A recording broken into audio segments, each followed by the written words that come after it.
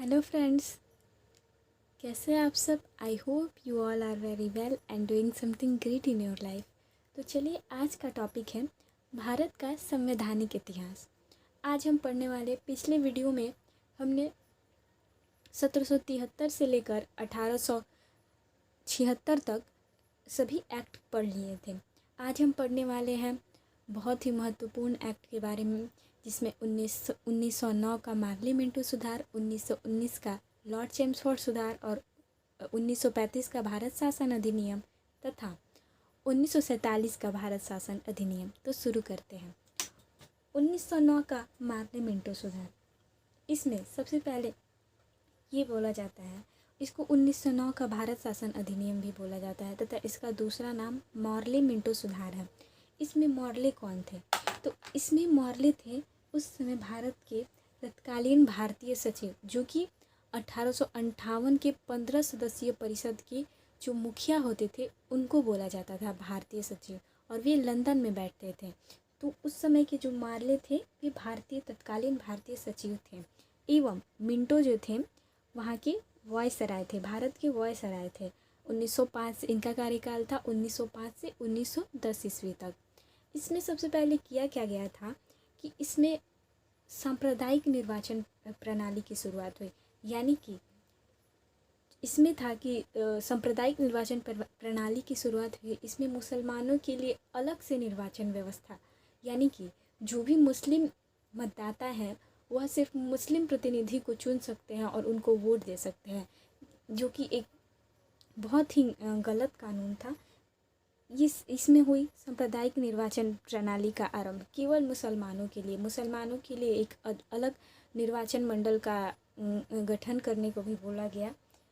इसके कारण Lord Minto द्वितीय को भारत में सांप्रदायिकता का जनक बोला जाता है। यानी कि हमने देखा कि 1909 मॉर्ले मिंटो सुधार में सांप्रदायिक निर्वाचन प्रणाली का आरंभ हुआ, जिसके कारण लॉर्ड मिंटो द्वितीय को सांप्रदायिकता का जनक बोला जाता है। इसके बाद 1919 का मॉन्टेग्यू चेम्सफोर्ड सुधार। जैसा कि हमने उसमें भी देखा था कि मॉन्टेग्यू जो थे उस समय भारत के तत्कालीन भारतीय सचिव थे, और लॉर्ड चेम्सफोर्ड जो थे उस समय वायसराय थे 1919 में। सबसे पहले इसमें इस 1919 के अधिनियम में बहुत सारे नियम एवं कानून लाए गए, जिसमें कि पहला था कि प्रांतों में द्वैत शासन। अब ये द्वैत शासन क्या होता है? द्वैत शासन का अर्थ हुआ कि दो प्रकार के लोग, दो प्रकार के जो भी संगठन हैं वो सत्ता संभालेंगे, जिसमें दो प्रकार के। यहाँ पर है कि प्रांतों में आप हमेशा प्रांतों और केंद्र में कंफ्यूज हो जाएंगे।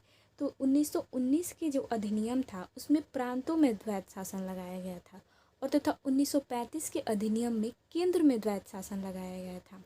तो याद रखिएगा, यहाँ पर प्रांतों में द्वैत शासन था।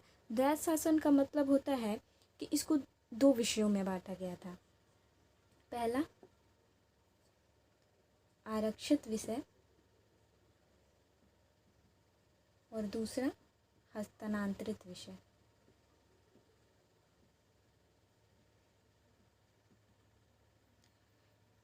आरक्षित विषय में सिर्फ आय वाले जो भी विषय थे उस पर चर्चा की जाती थी, उस पर नियम कानून बनाए जाते थे, और हस्तांतरित विषय में व्यय वाले भागों पर जो भी थे उसको बनाए जाते थे।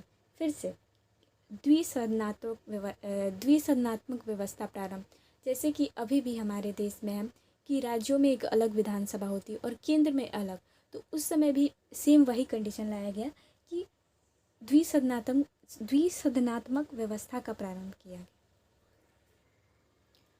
तो द्विसदनात्मक व्यवस्था प्रारंभ हुई, अर्थात जैसे इस प्रकार अभी भी हमारे देश में राज्यों के लिए अलग विधानसभा तथा केंद्र में अलग विधानसभा, तो उसी प्रकार उस समय भी द्विसदनात्मक व्यवस्था प्रारंभ किया गया, जिसे राज्यों में राज्य परिषद तथा केंद्र में केंद्रीय विधानसभा बोला जाता था। यहाँ पर अगर आप प्रांत का मतलब जानना चाहेंगी तो राज्य होता है। और तीसरा सबसे इम्पॉर्टेंट कि 1919 के अधिनियम में महिलाओं को वोट देने का अधिकार मिला। 1919 के अधिनियम में मॉन्टेग्यू चेम्सफोर्ड सुधार में महिलाओं को वोट देने का अधिकार मिला। चौथा इसमें था कि सांप्रदायिक निर्वाचन का विस्तार, यानी कि हमने देखा था कि 1909 के अधिनियम में सांप्रदायिक निर्वाचन केवल मुसलमानों के लिए था। अब इसमें चार संप्रदायों के लिए बढ़ा दिया गया सांप्रदायिकता निर्वाचन प्रणाली, जिसमें सिख थे, आंग्ल भारतवासी, यूरोपवासी तथा भारतीय ईसाइयों का। तो देखते हैं प्रांतों में द्वैत शासन लगा। अगर द्वैत शासन का जनक पूछे तो लियोनस कार्टियस को बोला जाता। प्रांतों में द्वैत शासन के जनक लियोनस कार्टियस को बोला जाता है। प्रांतों में द्वैत शासन, द्विसदनात्मक व्यवस्था प्रारंभ, महिलाओं को वोट देने का अधिकार मिला और सांप्रदायिक निर्वाचन का विस्तार हुआ। 4 और संप्रदाय को अब सांप्रदायिक निर्वाचन मतलब कि चुनाव प्रणाली में भाग दिया गया, जिसमें सिख, आंग्ल भारतवासी, यूरोपवासी, भारतीय ईसाइयों को। इसमें और एक 1919 के अधिनियम में ही लोक सेवा आयोग का गठन हुआ, जिसे आज हम लोग यूपीएससी जानते हैं। तो वहीं ये लोक सेवा आयोग का गठन हुआ 1919 में। लेकिन इसमें भी अभी बहुत सारे सुधार की आवश्यकता थी। इसमें अच्छे तरीके से परीक्षाएं, ना ही अच्छे तरीके से रिजल्ट, कुछ भी नहीं दिया जा पा रहा था। तो इसमें लोक सेवा में सुधार हेतु एक संगठन का गठन किया गया, जिसका नाम था ली आयोग। तो लोक सेवा में सुधार हेतु ली आयोग का गठन किया गया 1924 ईस्वी में। ली आयोग का गठन किया गया 1924 ईस्वी में किसके लिए? तो लोक सेवा आयोग में सुधार हेतु।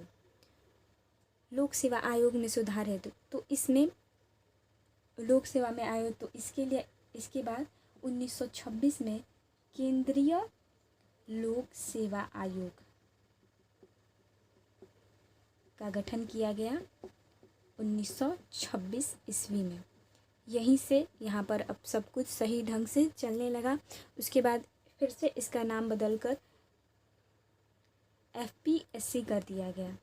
ये सीपीएससी था, सेंट्रल पब्लिक सर्विस कमीशन। ये एफपीएससी बनाया गया 1935 में, फेडरल पब्लिक सर्विस कमीशन। उसके बाद हमारा सबसे फेवरेट टॉपिक यूपीएससी। यूपीएससी को 1950 में गठित किया गया। यही था, बस इसका नाम बदल दिया गया, यूपीएससी कर दिया गया। अगर आपसे कोई पूछे कि लोक सेवा आयोग का गठन कब हुआ, तो 1926 ईस्वी में। ली आयोग क्या था? तो लोक सेवाओं में सुधार हेतु ली आयोग का गठन किया गया था। अगर पूछा जाए कि लोक सेवा आयोग के पहले अध्यक्ष कौन थे? लोक सेवा आयोग के पहले अध्यक्ष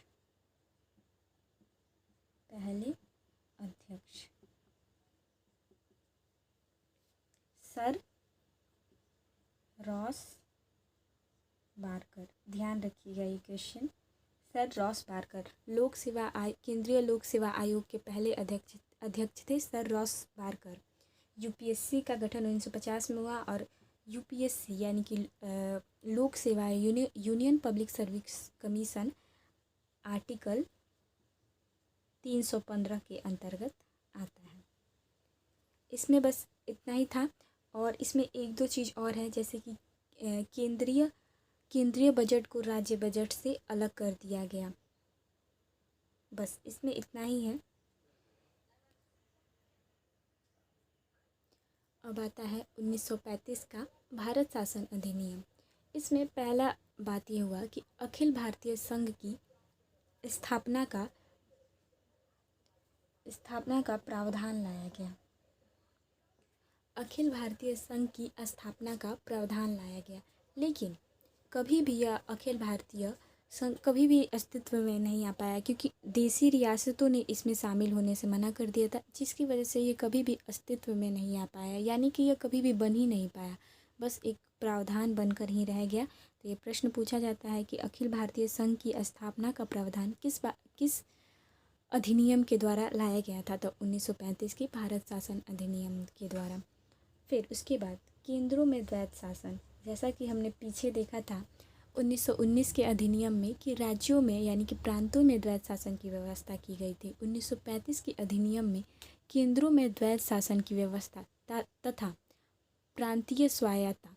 प्रांतीय स्वायत्ता का अर्थ यह हुआ कि प्रांतों को अब द्वैत शासन से मुक्त कर दिया गया, यानी अब वहाँ पर जो भी प्रांत थे वे स्वतंत्र हो गए। अब वहाँ पर द्वैत शासन नहीं है, सिर्फ केंद्र में द्वैत शासन है, यानी प्रांतीय स्वतंत्र स्वायत्तता का मतलब यही हुआ। उसके बाद 1935 के अधिनियम के द्वारा ही आरबीआई की स्थापना हुई थी 1 अप्रैल 1935 के। पहले इसके गवर्नर थे सर ऑसबर्न स्मिथ।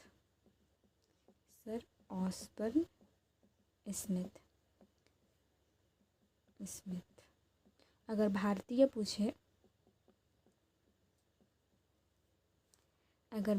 पूछे तो सीडी देशमुख। ये याद रखिएगा, इम्पॉर्टेंट क्वेश्चन है, पूछ देता है कि आरबीआई के प्रथम गवर्नर कौन थे, तो सर ऑसबर्न स्मिथ, और भारतीय गवर्नर थे सीडी देशमुख।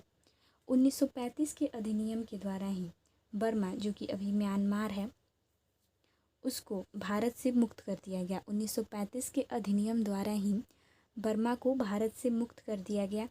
और फिर उसके बाद भारत परिषद का भी अंत हुआ, जो कि 1858 में बना था। 15 सदस्यीय भारत परिषद का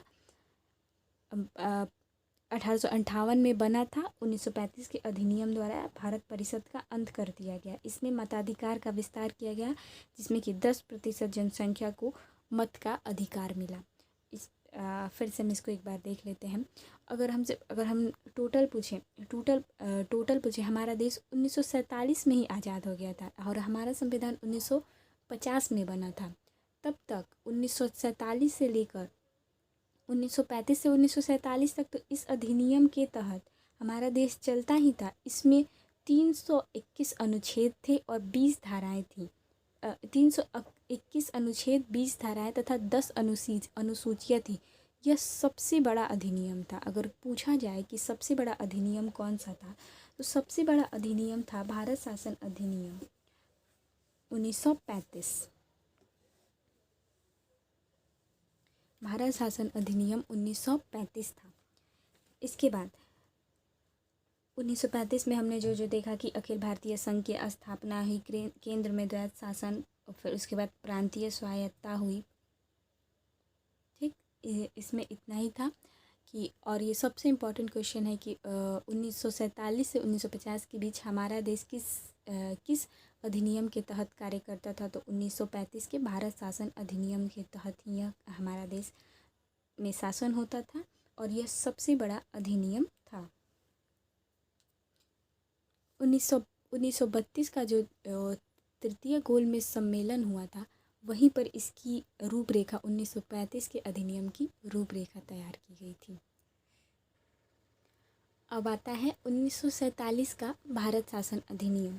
इसके तहत ही हमें स्वतंत्रता मिली। 15 अगस्त 1947 को हमें भारत शासन अधिनियम 1947 के तहत ही स्वतंत्रता मिली। 4 जुलाई 1947 को यह ब्रिटिश संसद में प्रस्तावित किया गया था, यानी कि 4 जुलाई 1947 को ब्रिटिश संसद में प्रस्तावित किया गया तथा इसे मंजूरी मिली। 18 जुलाई 1947 को इसे स्वीकृति दिया गया। इसके बाद 2 अधिराज्यों की स्थापना हुई, भारत एवं पाकिस्तान, और हमें स्वतंत्रता मिल गई। तो कैसी लगी आपको ये वीडियो ज़रूर बताइएगा। एंड आप सब कैसे हैं ये भी कमेंट में ज़रूर बताइएगा। And thanks for watching.